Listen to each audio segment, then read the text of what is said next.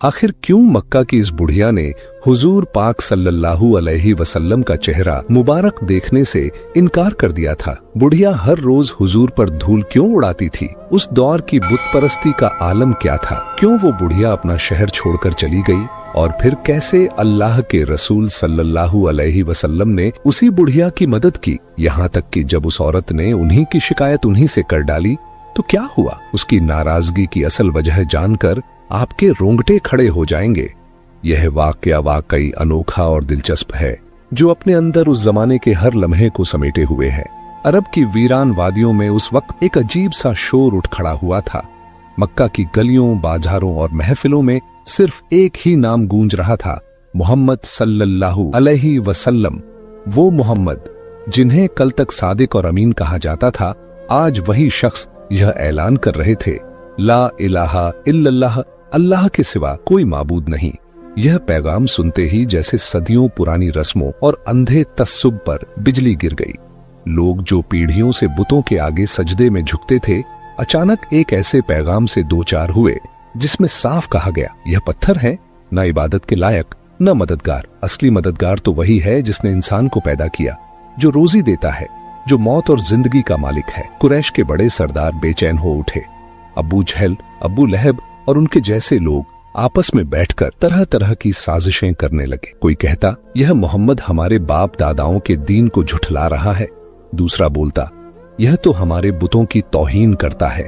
तीसरा ताना मारता, भला ऐसा भी हो सकता है कि खुदा नजर ना आए, कोई तस्वीर ना हो, कोई मूर्ति ना हो, और फिर भी लोग उसे माने। मक्का की गलियों में हर तरफ अजीब सी गुफ्तगू होने लगी। कोई महफिल ऐसी ना थी जहां यह बात ना होती कि मोहम्मद सल्लल्लाहु अलैहि वसल्लम क्या कह रहे हैं और क्यों कह रहे हैं। नफरत का माहौल दिन ब दिन बढ़ता जा रहा था। लोग ताने कसते, मजाक उड़ाते, रास्ते रोकते, मगर दूसरी तरफ कुछ दिल ऐसे भी थे जो धीरे धीरे हक की तरफ झुकने लगे। जब लोगों ने रसूलुल्लाह सल्लल्लाहु अलैहि वसल्लम की बातें सुनी तो उनके दिलों में एक अजीब सी हलचल पैदा हो गई। वो सोचने लगे, यह शख्स तो कभी झूठ नहीं बोला, कभी धोखा नहीं दिया। अगर आज यह कह रहा है कि अल्लाह एक है तो यकीनन इसमें सच्चाई होगी। इसीलिए औरतों में सबसे पहले उम्मुल मोमिनीन हजरत खदीजा रजी अल्लाहु ताला अन्हा ईमान लाई। मर्दों में सबसे पहले हजरत अब्बू बकर सिद्दीक़ रजी अल्लाहु ताला अन्हु, बच्चों में हजरत अली रजी अल्लाहु ताला अन्हु और गुलामों में सबसे पहले हजरत ज़ैद बिन हारिसा रजी अल्लाहु ताला अन्हु ईमान लाए। यह शुरुआत छोटी थी, लेकिन इसमें सच्चाई की रोशनी थी। उधर मक्का के सरदारों की नफरत और सख्ती दिन ब दिन बढ़ रही थी। वो कभी बैठकर मशवरे करते, कभी नए इल्जाम गढ़ते। कोई कहता मोहम्मद जादूगर हैं, कोई कहता ये शायर हैं, अपनी बातों से लोगों को बुतों से हटा देते हैं। कोई कहता इन पर किसी का असर है।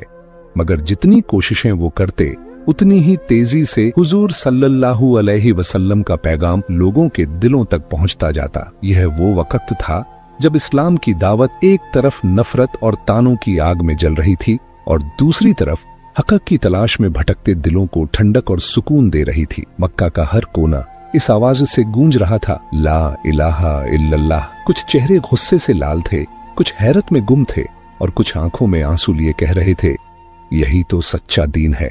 लेकिन जितनी कोशिशें वो करते, उतनी ही तेजी से हुजूर सल्लल्लाहु अलैहि वसल्लम का पैगाम लोगों के दिलों तक पहुंचता जाता। उस दौर का मंजर बड़ा दर्दनाक था। मक्का की औरतें अपने दिल की तन्हाई और मुश्किलों का इलाज इन बुतों के आगे तलाश करती। कोई लात के सामने हाथ फैलाकर कहती, ऐ लात, मुझे बेटा दे दे, मेरे शौहर को बेटियां पसंद नहीं। कोई मनात के पांव पकड़कर रो पड़ती, मैं तुझे रोज खजूर पेश करूंगी, बस मेरे घर की तंगी दूर कर दे। कोई हुबल के सामने आह भरकर कहती, मेरे बीमार बच्चे को शिफा दे दे। मगर ये बुत जो सिर्फ पत्थर के टुकड़े थे, ना किसी की आह सुनते थे, ना किसी की पुकार का जवाब देते थे। उनकी आंखें थीं मगर देखती नहीं थीं, कान थे मगर सुनते नहीं थे, हाथ थे मगर किसी की मदद नहीं करते थे। औरतें अपने अश्क बहाती, दुआएं करती, मन्नतें मानती, मगर सामने सिर्फ खामोशी रहती। इधर जब रहमतुल आलमीन सल्लल्लाहु अलैहि वसल्लम ने उन्हें तौहीद की तरफ बुलाया और कहा, इन बुतों का कोई वजूद नहीं, असली मालिक वही अल्लाह है जो तुम्हें पैदा करता है, रोजी देता है और तुम्हारी दुआ सुनता है। तो औरतों का बड़ा हिस्सा बेचैन हो उठा। उन्हें लगा कि मोहम्मद सल्लल्लाहु अलैहि वसल्लम उनकी पसंदीदा रस्मों और बुतों से दूर करना चाहते हैं। लिहाजा बहुत सी औरतों के दिलों में आपके खिलाफ नफरत भर दी गई। मगर हक की रोशनी फैल रही थी।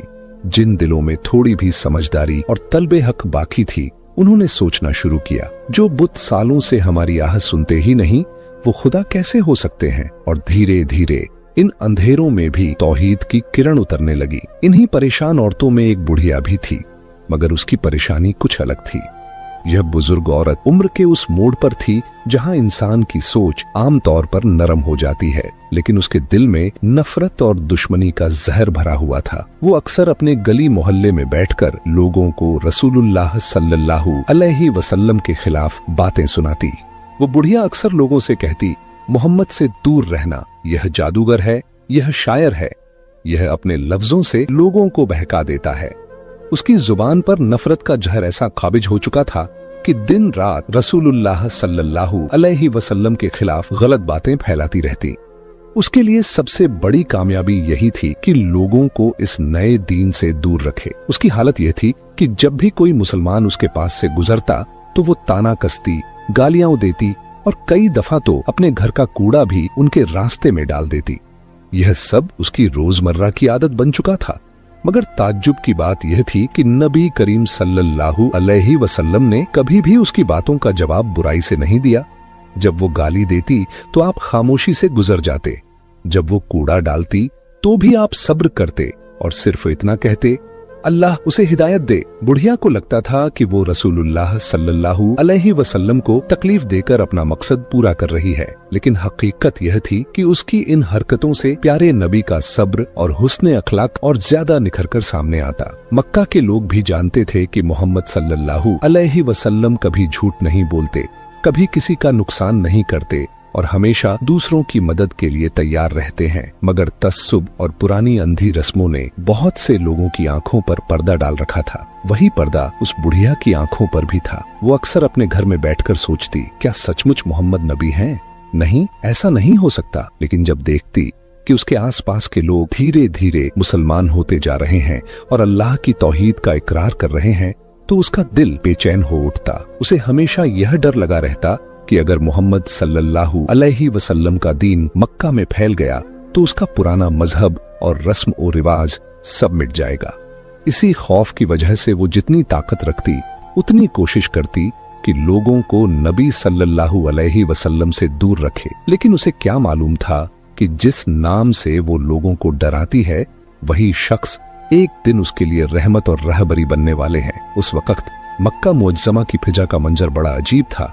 काबा शरीफ, वही मुकद्दस घर जिसे हजरत इब्राहिम अलैहिस्सलाम और हजरत इस्माइल अलैहिस्सलाम ने सिर्फ अल्लाह की इबादत के लिए बनाया था, मगर अब उसके चारों तरफ बुतों की भरमार हो चुकी थी।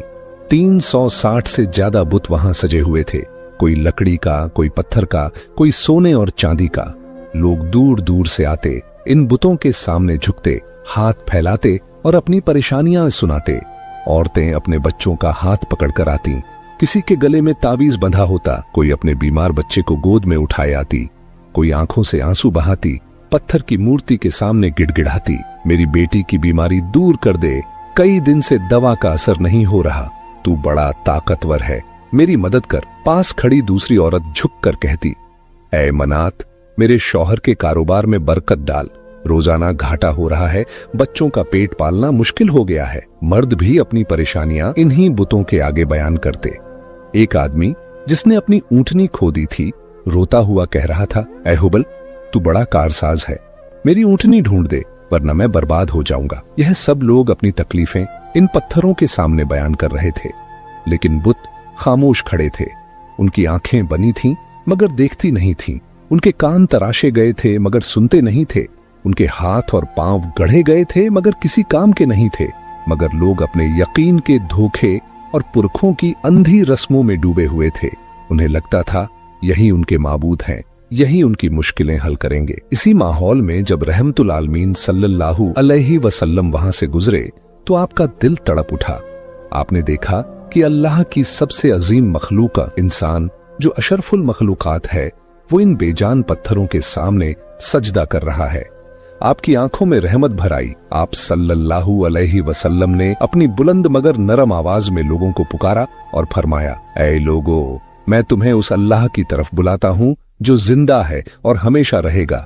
ये पत्थर तुम्हें न फायदा पहुंचा सकते हैं न नुकसान। क्या तुम उस चीज को अपना खुदा बनाते हो जिसे तुमने अपने ही हाथों से तराशा है? भीड़ एकदम ठहर सी गई। लोगों ने आपकी तरफ देखा, कुछ हैरत में डूबे हुए, कुछ गुस्से से लाल, लेकिन आपका लहजा इतना पुरसुकून था कि बहुत से लोग चुपचाप सुनने लगे। आपने कुरान की आयतें सुनाई। हमने हर उम्मत में एक रसूल भेजा कि अल्लाह की इबादत करो।